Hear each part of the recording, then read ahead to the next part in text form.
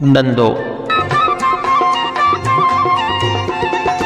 पोलेली canal जे ॿिन्ही कपनि ते आबाद ज़िले टंडे महमद ख़ान जो हिकु नंढड़ो शहर।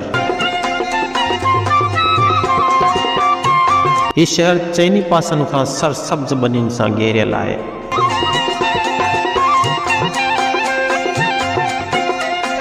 मातलीअ खां 12 किलोमीटर ऐं हैदराबाद खां 65 किलोमीटर ओभर तरफ़ आबाद ही शहर पंहिंजी हिकु अलॻि तारीख़ रखे थो। डंदो असल में डंदू लफ़्ज़ जी बिगड़ियल शिकिल आहे, जंहिंजी माना आहे वॾनि ॾंदनि वारो।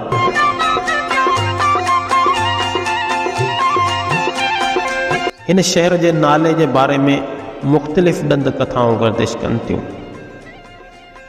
कुझु माण्हुनि जो ख़्यालु आहे त हिते हिकु वाणियूं रहंदो हो जंहिंजो नालो ॾंदूमल हो ऐं उन जे नाले जे पुठियां हिन शहर जो नालो बि ॾंदो पइजी वियो।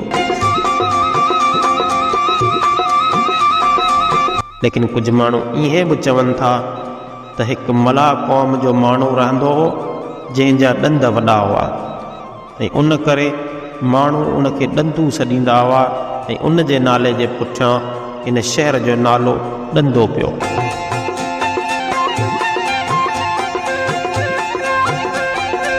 बहरहाल लाड़पट जी हंज में आबाद हीउ शहर साहिली इलाइक़े खे वेझो हुजण जे करे हिते जी आब हवा तमामु मुअतदिल ऐं ख़ुशगवार आहे। हिन शहर जी आबादी तक़रीबन 4000 माण्हुनि ते मुश्तमिल आहे, जंहिंमें अक्सरियत मुसलमाननि जी आहे, जॾहिं त हिते हिंदू ऐं ईसाई बि आबाद आहिनि।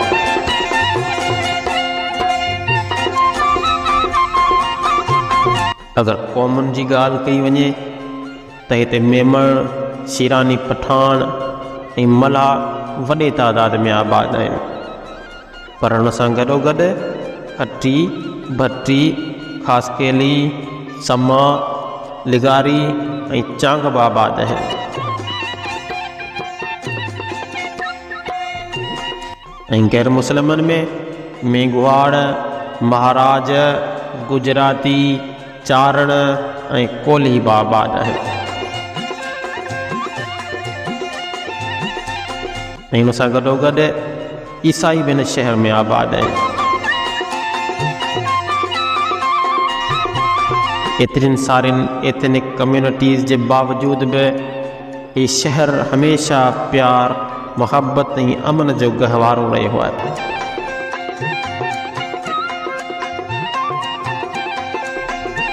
हिन शहर जी ज़्यादातर आबादी त पढ़ियल लिखियल आहे।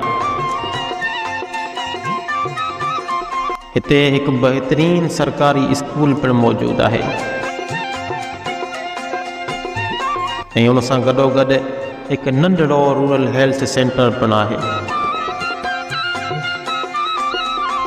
डंदो पंहिंजी तारीख़ी जामे मस्जिद जे करे बि हंधे मागे मशहूरु आहे।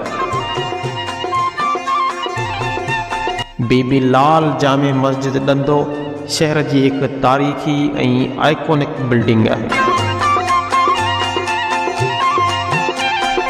जंहिं डंदो शहर जी सूंह खे 14 चंड लॻाए छॾिया आहिनि।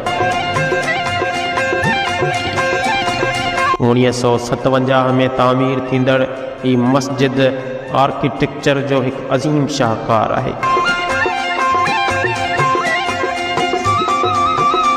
हिते हिकु पुराणो ऐं क़दीम रेलवे स्टेशन पिणु मौजूदु आहे, जंहिंखे पल स्टेशन जे नाले सां सॾियो वञे थो। हीउ स्टेशन केतिरे ई वक़्त ताईं आमद रफ़्त ऐं तिजारत जो मर्कज़ बणियल रहियो, पर इंतज़ामी नाअहली जे करे अॼु उहो स्टेशन हिकु खंडर जो ॾेख ॾेई रहियो आहे।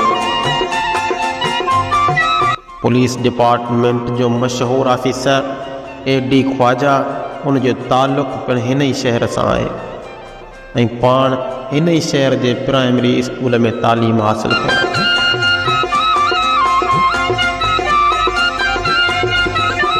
हुन सां गॾोगॾु पहिरीं सिंधी फिल्म जो हीरो हुसैन शाह फाज़लाणी उन जो जनम पिणु हिन ई शहर में रहियो आहे ऐं उन जो तालुक़ बि हिन ई शहर सां आहे।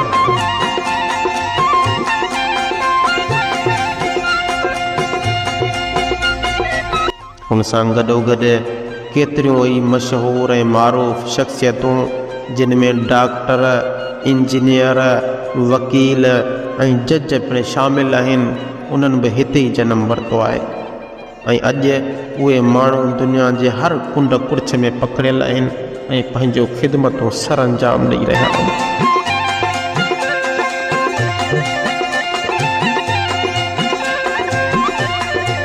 हिन शहर जी शोहरत जो अंदाज़ो इन ॻाल्हि मां लॻाए सघिजे थो त पाकिस्तान जी अज़ीम लीडर मोहतरमा बेनज़ीर भुट्टो बि हिन शहर में अची चुकी आहे।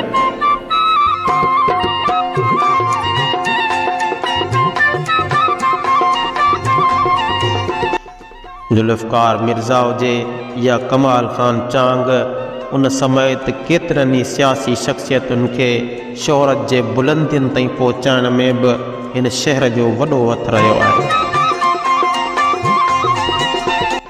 PTV जो मशहूरु ऐं मारूफ़ ड्रामो दीवारे, उन जी शूटिंग जो कुझु हिसो बि इन ई शहर में शूट कयो वियो आहे।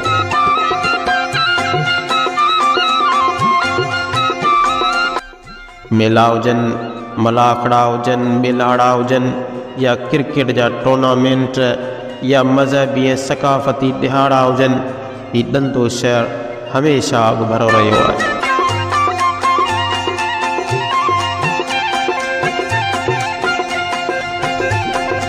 पर उन मेलनि ऐं मलाखड़नि खे अलाए त कंहिंजी नज़र लॻी वई जो हिन वक़्तु हीउ शहर हिकु खंडर लॻी रहियो आहे।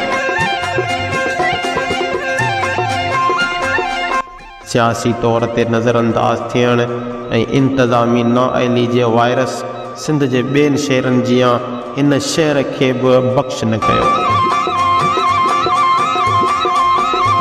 ऐं हिन शहर जूं रौनकूं हमेशह लाइ मोकिलाए वियूं। महांगाई जे तूफ़ान हिते जे शहरियुनि खे बि मफ़लूज करे छॾियो आहे। सदियुनि जी तारीख़ रखंदड़ हीउ शहर हिकु भेरो ॿीहर पंहिंजे जवानी जो जोभन ॾिसण जे लाइ पुरउमीद आहे। हिन शहर जे विचां गुज़रंदड़ फुलेली केनाल ज़िले टंडे मोहम्मद ख़ान ऐं ज़िले बदीन खे अलॻि करे थी। हिन शहर जो कुझु हिसो ज़िले टंडे मोहम्मद ख़ान जे अंदरि, जॾहिं त कुझु हिसो ज़िले बदीन जे अंदरि मौजूदु आहे। पंहिंजे मुल्क ऐं क़ौम खे अहिड़ियूं अज़ीम ऐं सियासी ऐं समाजी शख़्सियतूं ॾींदड़ हीउ शहर अॼु पंहिंजी बेवसी ते रत जा ॻोढ़ा रोए थो।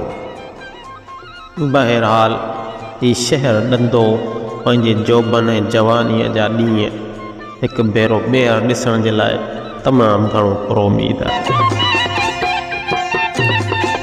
ॾंदो TV सां गॾु मां आहियां तव्हांजो मेज़बान अली मोहम्मद मला।